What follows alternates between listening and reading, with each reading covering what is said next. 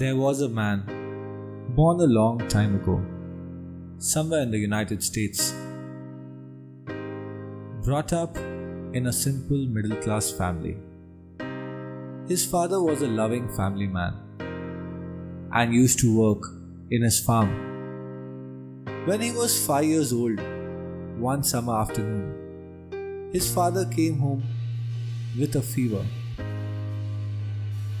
He saw his father in pain, but did not understand what was going on. That day, doctor was called twice. He could see from far his mother crying. He got scared. That was the first time he saw his mother cry. Later that day, his father died. He was too young to realize what has happened, but will always remember that summer afternoon all his life. After his father's death, his mother started stitching clothes of other people and also got a job in a factory. At 7, he learned how to cook to feed his younger siblings as his mom was away working. One day, he baked his first bread. He wanted to show this to his mother, but she was working in a factory 3 miles away. He grabbed the bread and took his 5-year-old brother and sister along with him. 3 of them walked 3 miles across the field so he could show his mother his first loaf of bread. When they reached factory, he started searching for his mother. His mother saw him from far, carrying a loaf of bread in his hand and having a huge smile on his face. She came, held the bread in her hand, and gave him a big hug. At age 10, he began work as a helper in the farmland and then took up job painting horse carriages. He left school after 6th grade so he could work full time. Life moved on. Job after job. He sometimes worked as conductor, then joined United States Army for a while, then cleaned trains and even worked as a helper in railway construction. Maybe he was never satisfied. Maybe he was still searching. He was 18 when he met a beautiful girl. They both fell in love, soon got married, and had 3 beautiful children. But one day he got fired from his job. Once he reached home, his wife was gone. There was a note from his wife's brother saying she had no business marrying a no good fellow like you. He then convinced her to come back.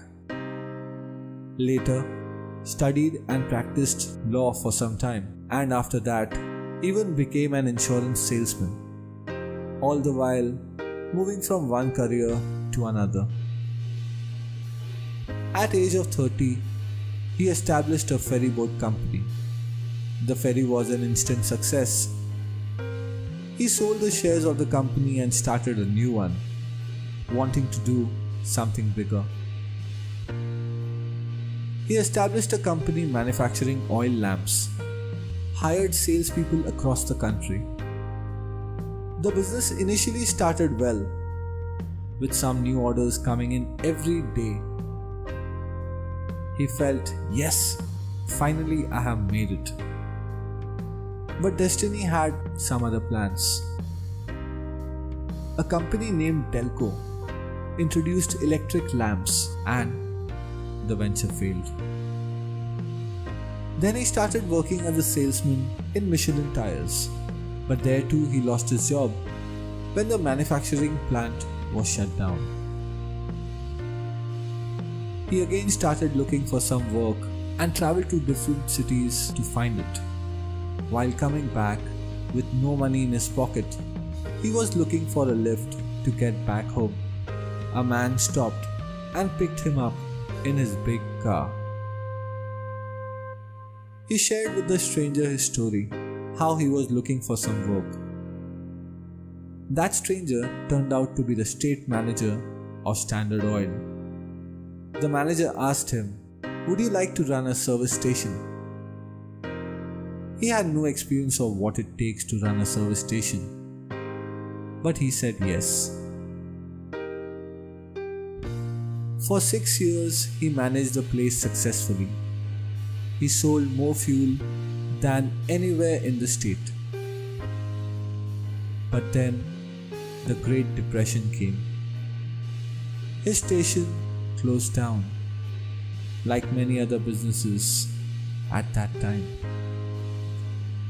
As luck would have it, at that time, Shell Company offered him to run a service station, rent-free. At the age of 40, he opened a new service station and also started serving food. People loved his recipes. He didn't have any seating in the service station, so people would eat in his adjacent living quarters. The business grew big. He later bought a motel nearby and converted it into a 140-seat restaurant. Time went on. He was finally successful. But when he was 63, his booming restaurant took a massive hit. A new interstate highway was built, which took traffic off the route where his restaurant was situated. His business collapsed. His restaurant was auctioned in front of him. He could not do anything to save it. He was almost bankrupt. It was his life's biggest failure. But he still wanted to try. All these failures have taught him one thing: not to give up. He decided to sell his recipe to various restaurants at a small cost. He borrowed $87, went door to door to try and sell his recipe. People told him he is getting old, he should retire.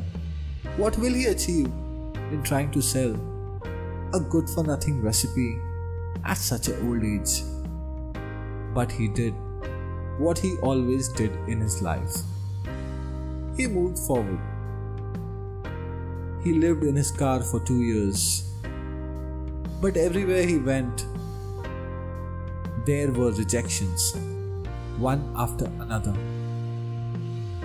He was rejected 1009 times. Finally, at the age of 65, he met a restaurant owner.